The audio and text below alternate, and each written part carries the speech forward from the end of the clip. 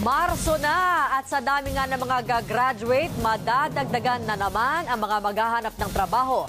Kaya naman, inilinya na ng Department of Labor and Employment ang isang training at OJT program. Layon po nitong matulungan ang mga kabataan na makahanap ng trabaho. Nagpapatrol, Pia Gutierrez. Sa isang ADB household survey sa Maynila at Cebu, napag-alamang umaabot sa 1 hanggang 2 taon ang ginugugol ng isang college graduate para makahanap ng regular na trabaho.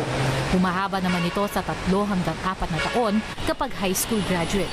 Hindi na tuloy nakapagtataka na sa may 3 milyong Pilipinong walang trabaho ngayon, kalahati rito ay mga kabataan. Isa rito si Ricky, undergrad ng Business Administration, na hanggang ngayon ay aminadong hirap makakuha ng regular na trabaho. Expectation nila is degree course. Katulad namin mga undergrad is parang underdog po tayo. So diskarte lang po talaga. Kaya naman ngayong libu-libong gagraduate na nakatakdang dumagdag sa listahan ng mga naghahanap ng trabaho, abala ang DOLE sa Job Start Program na layon tulungan ang mga kabataan na makakuha ng trabaho. Naglalayon na paikliin yung school-to-work transition. Pasok sa Job Start Program ang mga edad 18 to 24 years old na walang trabaho o wala pang 1 taong work experience.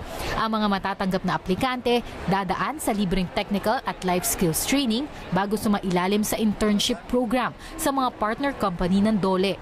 Isa ang Yolanda victim na si Joel sa mga benepisaryo ng Job Start noong 2014. Kwento niya, mula sa simpleng OJT ay swerte na raw siyang i-absorb ng kumpanya.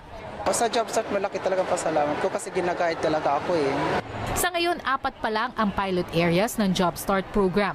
Pero pinag-aaralan na ng DOLE kung saan pa ito pwedeng ipatupad. Pia Gutierrez, ABS-CBN News.